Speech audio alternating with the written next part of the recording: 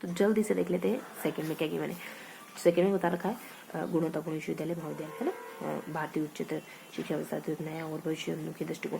तो कॉलेज के बारे में, संस्थागत पुनर्गठन में समय करने के बारे में, फिर है ना, और समग्र और बहुविषयक शिक्षा की ओर सीखने के लिए अनुकूल वातावरण व छात्रों के सहयोग, है ना, प्रेरक व सक्रिय तथा सक्षम संकाय है। उच्चतर शिक्षा में समता और समावेशी शिक्षक शिक्षा, व्यावसायिक शिक्षा का नवीन अभिकल्पना है और नवीन राष्ट्रीय अनुसंधान फाउंडेशन यानी NRF के माध्यम से सभी छात्रों में गुणवत्तापूर्ण अकादमिक संसाधन प्रेरित करना, है ना। तो अकादमिक गुणवत्तायुक्त, है ना, संसाधन और कुछ उच्चतर शिक्षा की नियामक प्रणाली में आमूल सुधार, है ना, उच्चतर शिक्षा की संस्था, उच्चतर शिक्षा के संस्थानों के प्रभावी कानून शासन। तो थोड़ा सा इनको हाईलाइट करें। देखो ज़्यादातर चीज़ें है ना उच्चतर शिक्षा जरूरी, क्योंकि हेडिंग ही क्या है उच्चतर शिक्षा।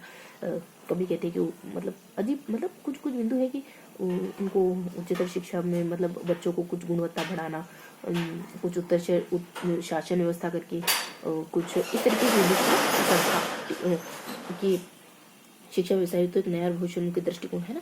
तो कॉलेज भारतीय, है ना, तो एक अच्छा नजरिया रखूं, है ना, उच्चतम शिक्षा के प्रति संस्थागत पुनर्गठन समय का, संस्थाओं का पुनर्गठन करो, मतलब उनको नए कॉलेजेस बनाना है। समग्र और बहुविषयक शिक्षा की, है ना, तो समग्र बहुविषयक शिक्षा यानी आप एक मतलब अलग अलग सब्जेक्ट चुनने वाला कॉन्सेप्ट। जानते हो ना, गणित के साथ आप कला ये भी पढ़ते हो, आर्ट्स भी पढ़ सकते, सीखने के अनुकूल होता है ना। तो ये तो तुम जानते हैं, एटमोस्फेयर अच्छा वाला।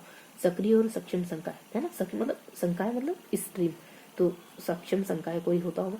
उच्चतर समता और समावेश, है ना, तो कॉलेज में मतलब सबको इक्वल ट्रीट करना। शिक्षक शिक्षा, है ना, टीचर्स एजुकेशन, व्यावसायिक शिक्षा का नवीन आकल्पन, तो बच्चों को व्यावसायिक शिक्षा दो जो मतलब उनको रोजगार दे। अनुसंधान के माध्यम से सभी छात्रों में गुणवत्तापूर्ण अकादमिक संसाधनों को प्रेरित करना, अकादमिक अनुसंधान को, है ना, तो मतलब अनुसंधान को प्रेरित करना, रिसर्च को प्रेरित करना। नियामक प्रणाली में उच्चतर शिक्षा की नियामक प्रणाली में आमूल सुधार, मतलब जो फॉर्मूला ढर्रा चला रहा है उसमें बदलाव करो, है ना। उच्चतर शिक्षा की संस्थाओं के लिए प्रभावी और शासन हस्ताक्षर लागू। तो कुछ कुछ बिंदु हमने देखे, है ना, कि उच्चतम शिक्षा की पद्धति में चेंज करो, उच्चतर शिक्षा में गुणवत्ता लेकर के आओ, है ना। उच्चतर शिक्षा में स्ट्रीम जो भी हो, संकाय जो भी हो, वो मजबूत होने चाहिए,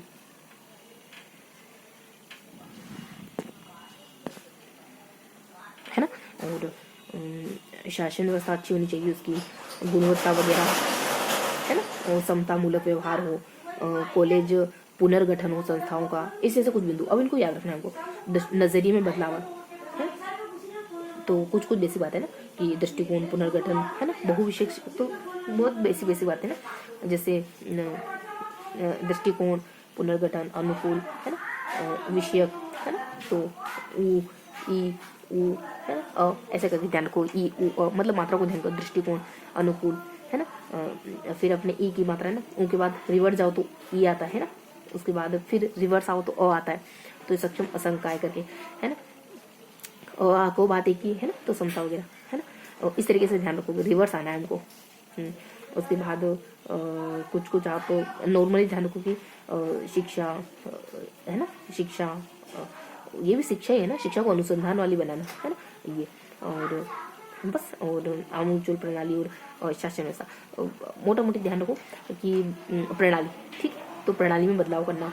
देन संस्थाओं के लिए प्रभावी शासन, है ना, तो प्रभावी शासन वगैरह, ठीक है। तो शीशन समझना, शीशन ई की मात्रा आ रही है ना, बाकी सब में सजेस्ट कीजिए। तो क्या क्या जाना हमने, ऊ की मात्रा, ई की मात्रा, ए की मात्रा, ये सब। इसके नीचे हमने